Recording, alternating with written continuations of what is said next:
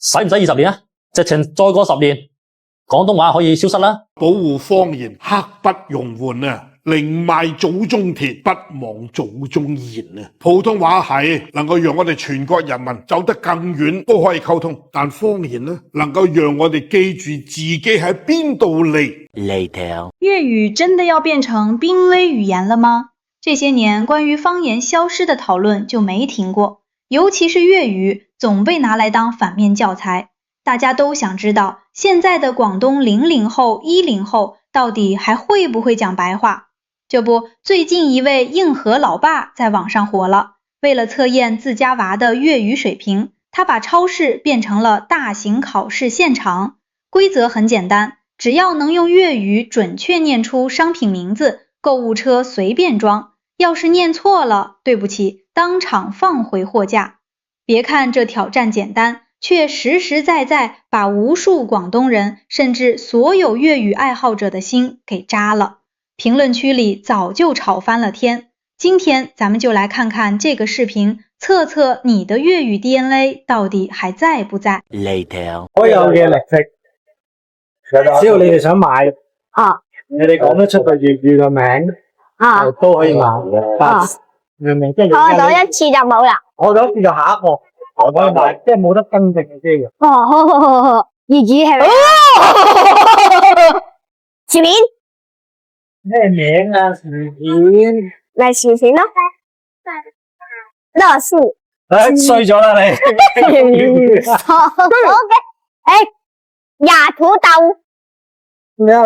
芽土豆，芽土豆係咩嚟㗎？好難有，好力有。衰咗啊！好難有。德芙。耶！德芙。德芙咩啊？德芙朱古力3種口味。好，係咩？大白兔。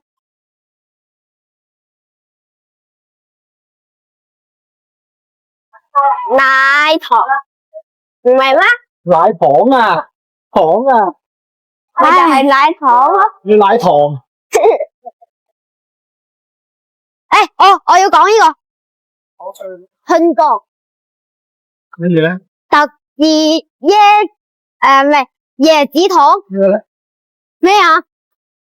春江咩？春江特製椰子糖。係啊，特製啊。特製，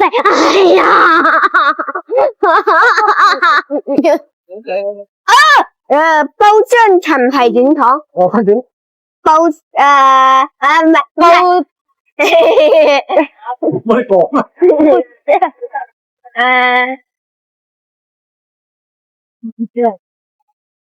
佢就係包裝咯。然後咧？包漿。爆汁啊！爆漿。唔得，放低，太太啊！嚟啊！唔係嘛？唔係你講啦。海苔。唔係啊！我嚟講海苔啊！我驚你。海帶。海苔啊！海苔，哎呀，海苔，你，爸爸，旺旺雪餅，13蚊一包。旺旺，我呢個字唔知係咩。鮮貝。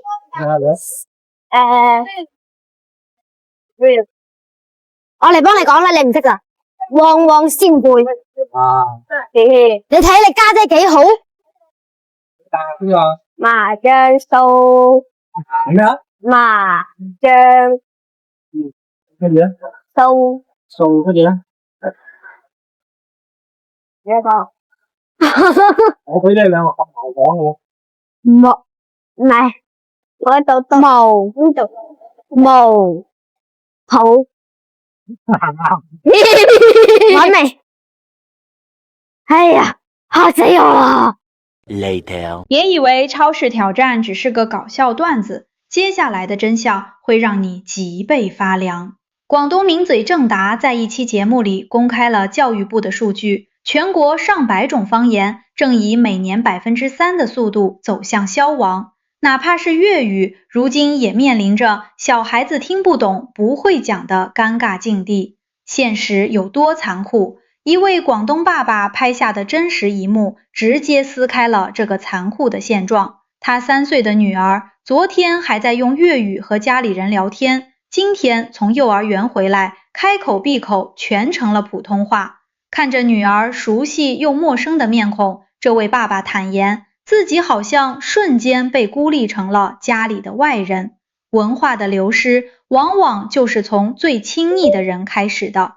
来看看这段讓無數家長破防的視頻。唉，呢個問題，而家啲小朋友啊，佢越嚟越唔識講鄉下話喎。教育部有個數據，你睇完你好心痛。我國100幾種方言，正以每年 3% 嘅速度消失。簡單啲講，再過幾年，好多我哋自細聽到大嘅啲鄉音，可能就再聽唔到㗎啦。香蕉你嘅檸檬橙又唔知佢講乜㗎啦。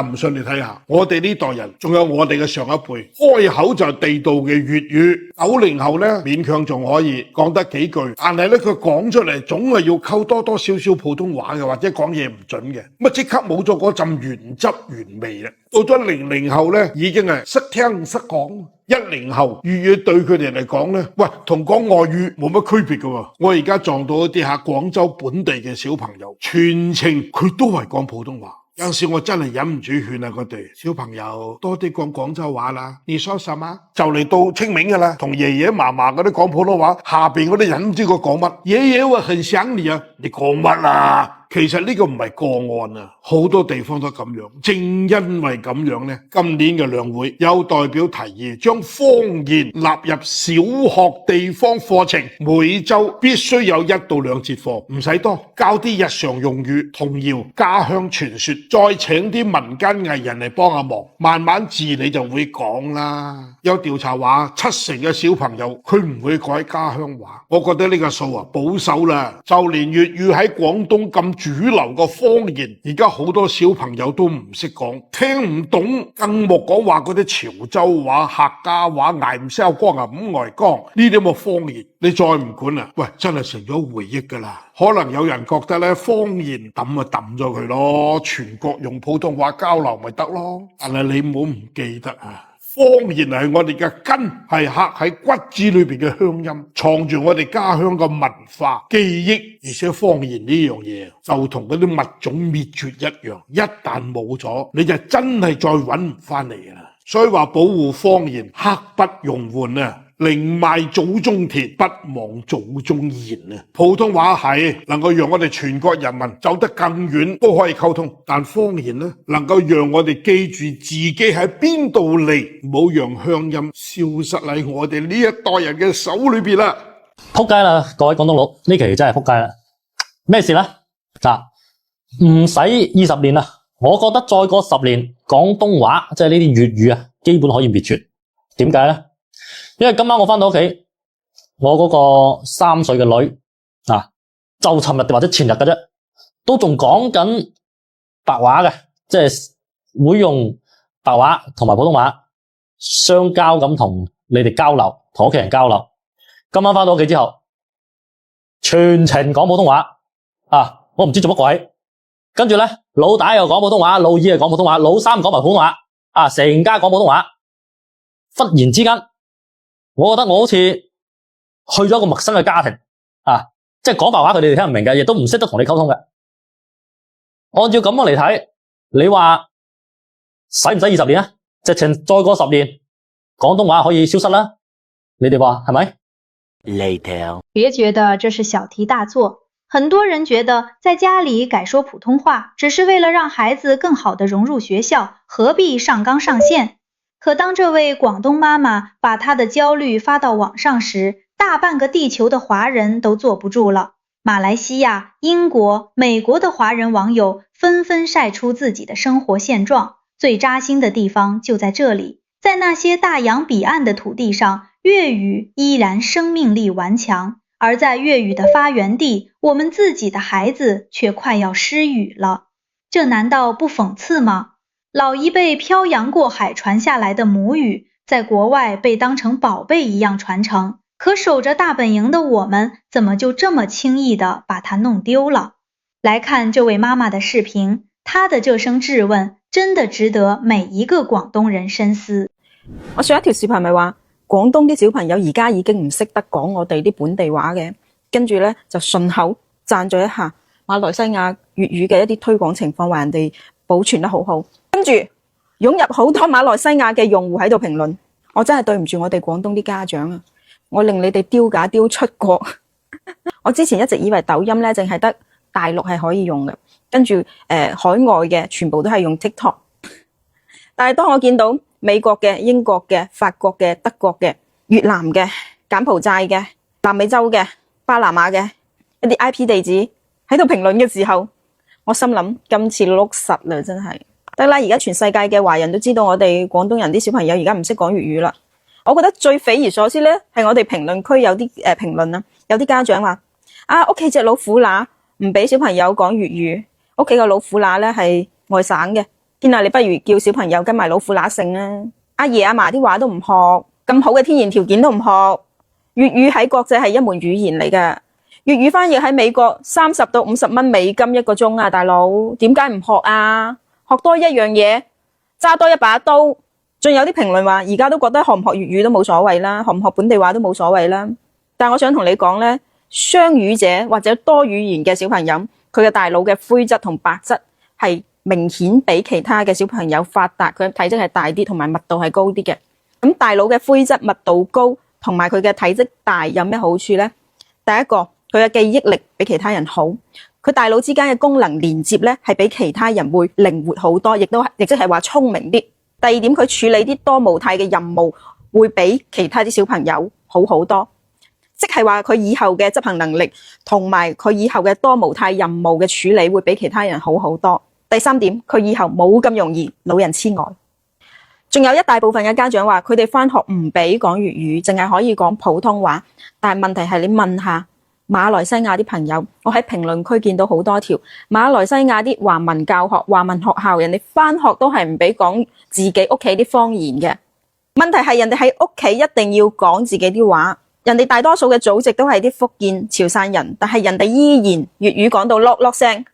咁當然啦，我覺得好大因素係因為我哋而家睇嘅動畫片、睇嘅電視劇都冇粵語嘅環境。你諗下，我哋以前細個一放學返嚟睇嘅就係香港粵語嘅配音嘅動畫片，追嘅係 TVB。而家啲小朋友連電視機都唔睇，我真係希望自己力所能及，如果揾到一啲粵語動畫片嘅素材，我可以放喺我嘅主頁上邊。另外仲有一啲推薦大家去睇嘅一啲粵語嘅電視劇、連續劇嘅一啲清單。最後咧，我都打算讀一啲唐詩、宋詞，仲有我買咗啲呢啲咁嘅書，國民課本，啟蒙用嘅，小朋友啟蒙用嘅。我希望咧可以讀出嚟，俾大家去教啲小朋友學粵語，即係就當我求下你哋啦，教翻啲小朋友講粵語啦，唔係真係失傳噶啦，發瘟。聽完方言的消亡，我們不妨深思，這真的只是語言的問題嗎？不，這只是傳統文化正在被消磨殆盡的冰山一角。令人惋惜的是，我們在追求經濟高速發展的轉型期，似乎把那些流傳千年的文化記憶和傳統智慧遺忘在了角落，而這種忽視正在給鄰國留下文化挪用的空間。你去看看國際舞台上那些令人氣憤的現實，我們嫌繁瑣的傳統民俗被韓國改頭換面，從羅店漆器到節氣元素，在國際上倒打一耙，拼命申遺。我們幾近無人問津的唐宋點茶工藝、傳統樂器尺八被日本全盤吸納升級，以至於現在很多年輕人誤以為抹茶和漢方是人家的獨創，我們當作草，別人當作寶。這種歷史倒掛的根源在於我們曾把現代化錯誤地理解成了標準化和去本土化。但請記住，如果一個民族只剩下冰冷的高鐵和龐大的港口數字，精神骨架卻被掏空，這樣的復興是立不住的。文化必须活在千家万户日常的乡音里，活在流淌在血脉里的东方认同感中。今天我们的硬实力已经足以平视世界，但我们的文化主权和精神内核同样需要来一场彻底的觉醒。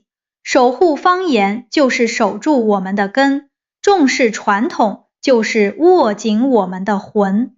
真正的民族复兴是从不轻言丢弃老祖宗留下的任何一样宝贝开始。